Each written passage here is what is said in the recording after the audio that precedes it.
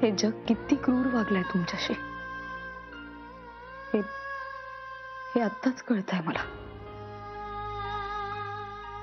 किती दुःख मनात साठवून ठेवलंय तुम्ही, पण त्या दुःखापेक्षाही माझं तुमच्यावरचं प्रेम कितीतरी पटीने जास्त आहे। मी आहे तुमच्या सोबत सतत, अगदी शेवटच्या श्वासापर्यंत। आणि हो, माझा विश्वास आहे आपण या परिस्थितीवर मात करू, आपण जिंकू दोघेही।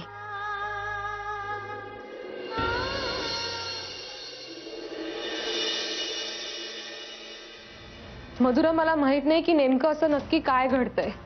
मला ती सीडी पण सापडली आहे, पण ती प्ले होतच नाहीये। काय? ए श्वेता, अगं असं बोलू नकोस। अगं ती सीडी हीच आता आपली शेवटची आशा आहे। हो, मला पूर्णपणे जाणीव आहे त्याची, पण मी 1000 वेळा त्यावर प्रयत्न करून झाले, पण ती प्ले होतच नाहीये। प्लेच होत नाहीये? अगं पण त्यावर काहीतरी तो उपाय असेलच ना? हो, एक मिनिट। हॅलो मधुरा, डोंट वरी।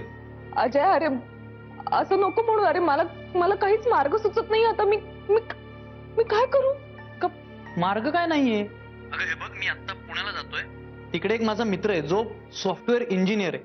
मला खात्री आहे की तो या सीडी मधला सगळा डेटा आपल्याला रिकव्हर करून देईल बघ। असं झालं तर खरंच खूप बरं होईल। तिच्या आयुष्यातला खूप मोठा प्रश्न सुटेल। अरे प्लीज प्लीज प्रयत्न कर। नाही, तो प्रश्न सोडवल्याशिवाय आता मी शांत बसणार नाही। त्या सीडी मुळे मंजिरी तर निर्दोष सिद्ध होईलच, पण त्या आशिषलाही त्याच्या गुन्ह्याची शिक्षा मिळेल। तू काळजी करू नकोस मधुरा। श्वेता आणि माझ्याकडून जे काही शक्य आहे ते आम्ही करूच। थँक्स। अगं थँक्स काय, त्यात वेडी आहेस का? जर कोणाचा संसार माझ्या थोड्याशा धावपळीमुळे वाचणार असेल तर माझं कर्तव्यच आहे ना ते।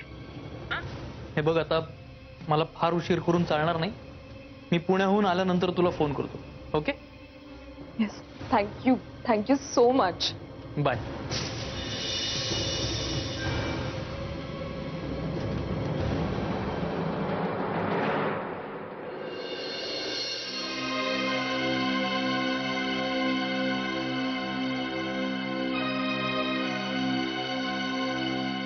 तू ऑफिसला जाणार आहेस? हो, निघालीच आहे। काही काम होतं का? विहंगाला फोन कर आणि त्याला जरा भेटायला बोलव ऑफिसला। मला बोलायचं त्याशी।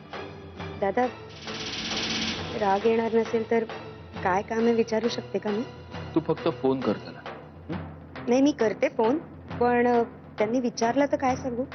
वेल, खरं तर तुला सांगायला काही हरकत नाही, कारण आज न उद्या ही गोष्ट आपल्या ऑफिस मधल्या पिऊनला सुद्धा माहिती असेल। इथून पुढे साम्राज्य एंटरप्राइजेस दादा होळकर साठी काम करणार आहे।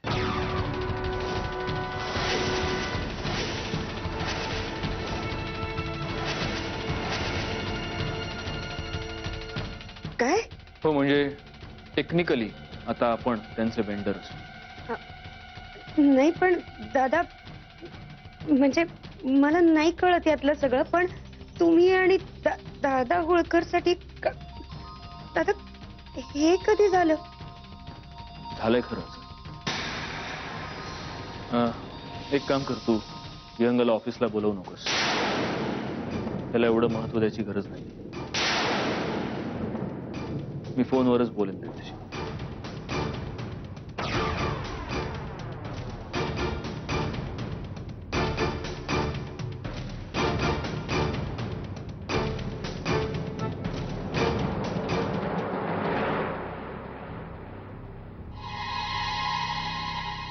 मंजिरी, अरे ये ना। अगं सावकाश, हळू। अशी कशी पडलीस? अगं नाही, ते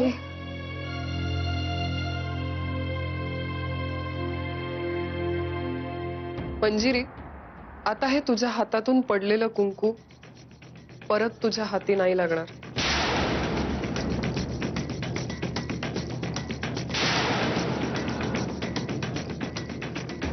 काय? म्हणजे अगं, हे कुंकू असं हातातून निसटून जाणं चांगलं नाही। असंच एक दिवस सौभाग्यही निसटून जाईल.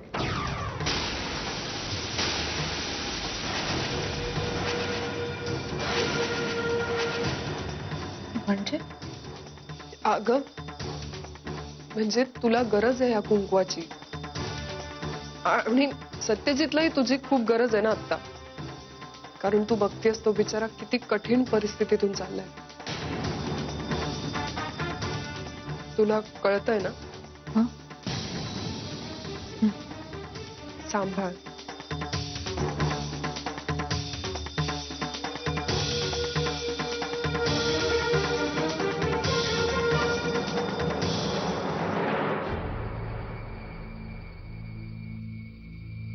या दादा होळकरशी मैत्री ना महागात पडणार आहे आपल्याला बहुतेक. का? कशाला? हं? अगं आपण दादा होळकरचीच माणसं आहोत. पण दादा होळकरची माणसं होत हाच तर प्रॉब्लेम आहे ना. म्हणजे आता आपले दादा आणि हो, दादा होळकर आपलेच आहेत. ते बावळ टॉप सत्यजित दादा. सत्यजित दादा आणि दादा होळकरांनी आता हात मिळवणी केली ना तर मग माझं अस्तित्वच संपून जाईल. म्हणजे दादा होळकरला आता माझा काय उपयोग? त्याला जे हवंय ते सगळं आपसुकच मिळणार ना त्याला. आणि ते जमिनीचे पेपर्स विहंगनी नाही मी दिले होते दादा होळकरला. हे जर त्यांनी सत्यजित दादांना म्हणजे ऑलरेडी सांगितलं असेल तर दादा होळकर ना भयंकर घाणेरडा माणूस आहे. तो काहीही करू शकतो. डेंजरस आहे तो. मी काय म्हणतो, हे इथे बसून वटवट करण्यापेक्षा सरळ दादा होळकरला फोन लाव आणि विचार. अरे दीड शाण्या, तो म्हणजे काय गौरांगे? मी जाऊन विचारीन आणि तो लगेच मला सांगेल? काहीतरी मूर्खासारखं बोलू नकोस. ते काय ना, तुला आहे ना माझ्या सल्ल्यांची किंमत नाही. आता मी इथून पुढे तुला एकही सल्ला देणार नाही. मग कळेल. हा नको देऊ. थँक्यू. ओ या mention not. Satyajit Mudholkar plus दादा होळकर इज इक्वल टू आपली वॉट. नेत्रा, कॉफी. देऊ का? हो, कॉफी. रे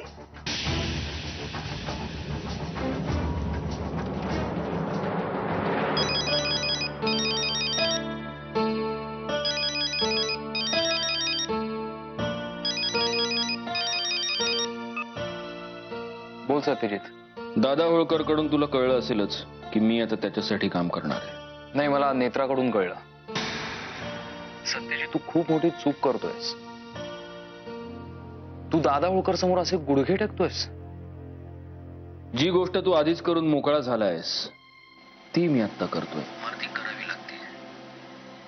तसं बघायला गेलं तर मी तुला फक्त फॉलो करतोय प्रियांका. बघ, तुझ्या डोक्यात एक कोणी भरवलंय मला माहित नाही, पण माझ्याविषयी असा विचार करणं जरा सोडून दे. जरा शांतपणे विचार कर. कदाचित तुलाच कळेल मग. विहंगा, आपण बिझनेस करतोय आणि बिझनेस मध्ये बाप दाखवणं तर श्राद्ध घाल हे तत्व असतं. ज्या ग्रीनफील्डच्या जमिनीमुळे आपल्या कंपनीची वाट लागली ती ग्रीनफील्डची जमीन तू विकणार होतास, पण तुला ती विकता आली नाही कारण दादा होळकरनं तुला ती विकू दिली नाही. हे तुला कळतंय ना सत्यजित, पण तरी सुद्धा तू 2 दिवस देतो तुला.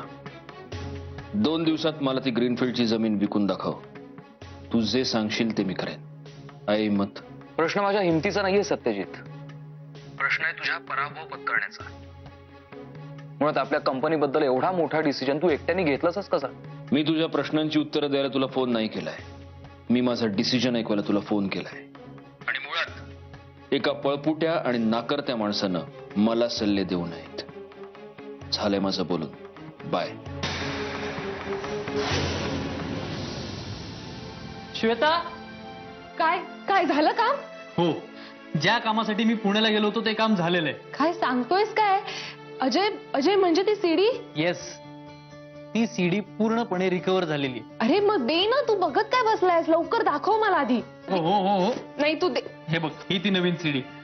Thank God. अजय अजय आपण लगेचच ही सीडी चेक करूया. ओके, तू लॅपटॉप काढ ना लवकर. काय तू बघत बसलाय? हो हो हो.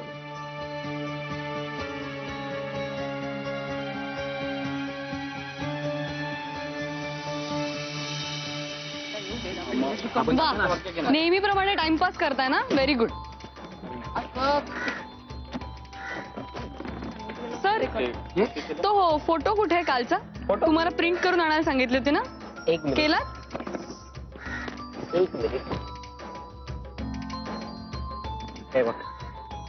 Very good. आता तो लावायला मुहूर्त शोधायचा का आपण? मग लाव ना तो जागेवर. डबल टेप दे रे. आणि हे काय? अरे बॅगा उचला रे, या सगळ्या सेटवर तुम्ही अशाच ठेवणार आहात का? अरे, आणि या स्क्रिप्ट वगैरे सगळ्या जागेवर ठेवा ना. अरे रोहित, ते पॅड दे, ते आहे ना प्रॉपर्टी म्हणून. मग चला. इथली चेअर कुठे? अरे सगळ्या चेअर ठेवल्या, एक चेअर लागत नाही का नाटकात? कुठे लक्ष असतं रे तुमचं सगळ्यांचं? सुरू करूया आता. चला, झालं ना? कुठे? मग जागेवर जा ना. तुला वेगळं सांगायला लागतं का? नाही मग चल ना. जातो. चला श्वेता, अरे काय आता? वा, विसरलास, व्हेरी गुड. सुरू करूया. येस, कला वाणिज्य महाविद्यालय सादर करीत आहे. बस, हे आपण रंगीत तालमीत करूया. आता रिहर्सल करूया. ओके, चला. कोण येतंय सुरुवातीला, माहिती आहे ना?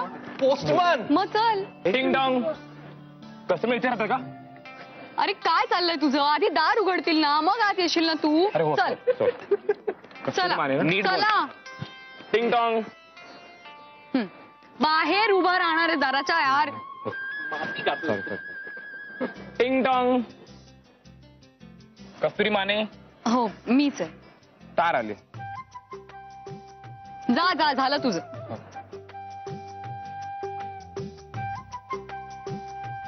आजच पुढचे 200 किलोमीटर गाठले.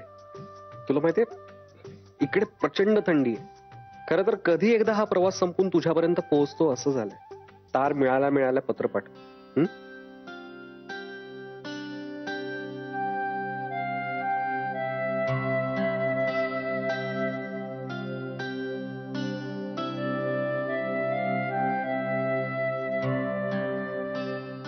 प्रिय, माहित नाही काय जादू केलीस तू. तुझ्याशिवाय प्रत्येक क्षण नकोसा होतो. तू समोर असल्यावर तुझ्या स्पर्शाची अनावर ओढ लागते, आणि तू नसताना तोच स्पर्श आठवणी होऊन सोबत करतो. कधी येशील? ये ना पटकन. असं वाटतं की हवेत उडत उडत तू तिकडून निघून थेट इकडेच पोहोचावा.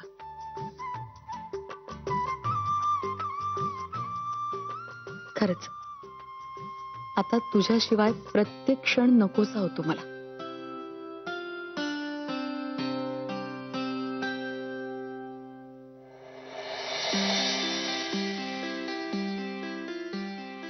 या सगळ्या क्षणांचा मोबदला तुझ्याकडून घेणार आहे मी.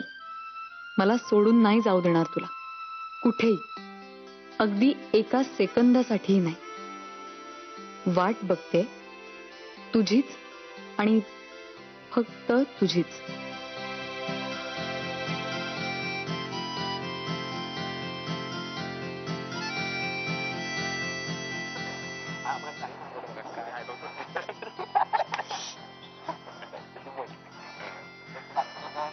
अरे इथे ब्लॅकआउट असतो ना,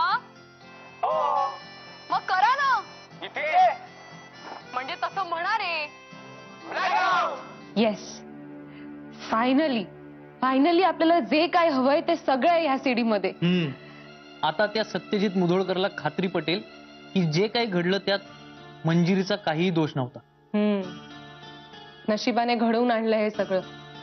अजय, म्हणजे बघ ना, तू काय नेमका त्या नाटकाच्या तालमीच्या दिवशी कॅमेरा घेतोस काय, ती तालीम शूट करतोस काय, आणि आज त्यामुळे मंजिरीचा संसार वाचणार आहे. अजय, हे सगळं सत्य बघूनही जर कोणाचा मंजिरीवर विश्वास बसणार नसेल ना, तर तो माणूस आंधळा आणि बहिरा आहे. बरं, मी आधी ही गुड न्यूज मधुराला देऊन येते.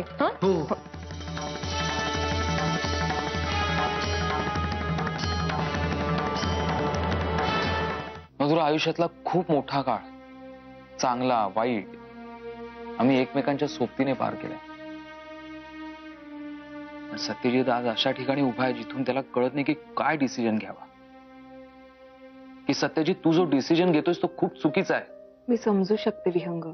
नाही मधुरा, मला सत्यजितचा राग येत नाही, दया येते त्याची. जो सत्यजित प्रत्येक संकटाला पहाडासारखा समोर जायचा, तोच सत्यजित आज त्या दादा होळकर समोर शरण जाण्याच्या गोष्टी करतोय. विहंग, अरे यात आपण आता काय करू शकतो? तू नको ना त्रास करून घेऊ प्लीज. सत्यजित कसा काय एवढा बदलला ना तेच कळत नाही. संशयाचं भूत त्याच्या मानगुटीवर बसलं आणि तो वहिनीची असा वागायला लागला. नाहीतर मधुरा, सत्यजितने असा डिसिजन जन्मात घेतला नसता.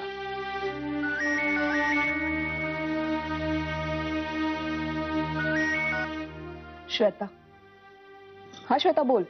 हॅलो मधुरा. अगं आपलं काम झालंय. मधुरा, अगं त्या सीडीतला सगळा डेटा रिकव्हर झालाय. इव्हन मी आणि अजयने आम्ही दोघांनी ती सीडी पाहिलीये. अगं काय सांगतेस? येस. आता बघ, आता त्या आशिषचा खरा चेहरा समोर येईल. चल मी येते लवकर तुझ्याकडे. Okay bye. काय झालंय? आता खऱ्या अर्थाने दी निर्दोष सिद्ध होईल.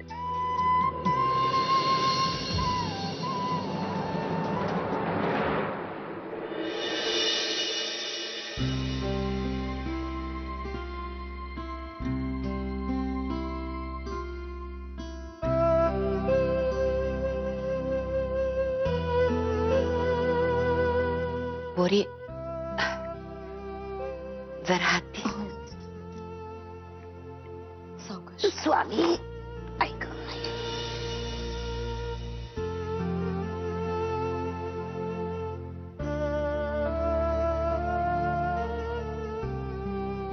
बोरी, तुझं लई कौतिक वाटतं बघ मला. तुला देवाच्या नावात गोडी हाय. हे बघ, आता नवरात्र जवळ आली आहे. आपल्यात म्हणजे मुदोळकरांच्या घराण्यात घट बसवण्याची परंपरा आहे. ठाव आहे नव तुला? हो. लग्न करून या घरात आले तेव्हाच सासूबाईंनी सगळं सांगितलं होतं मला. माझ्यावर आईसारखीच माया करायच्या. मला तर आपली लेकच म्हणायच्या त्या. माहित नाही आता हे सगळं माझ्या नशिबात पुन्हा कधी येईल ते. ती वर बसली आहे नव, समद्यांची आई, आई अंबाबाई. तिच्यावर विश्वास ठेव. आपल्या लेकराला परक होऊ द्यायची नाही ती. पोरी थांब. कवाधरनं तुला विचारायचं म्हणत होती. हे कपाळाला कुकू का लावती ग तू? नाही म्हणजे तुझं लगीन झालं नाही नव? मग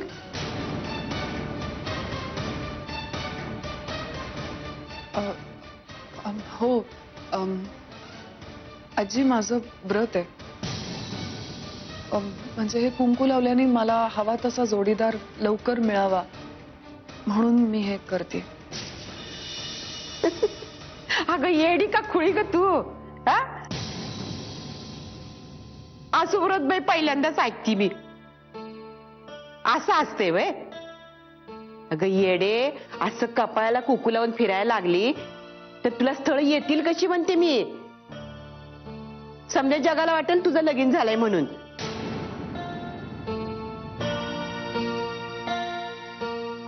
प्रिया,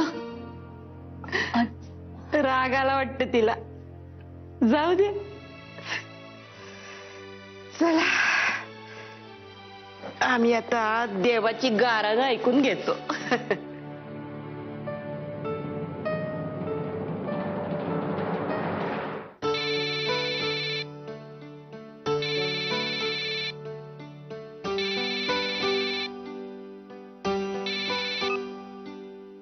हॅलो.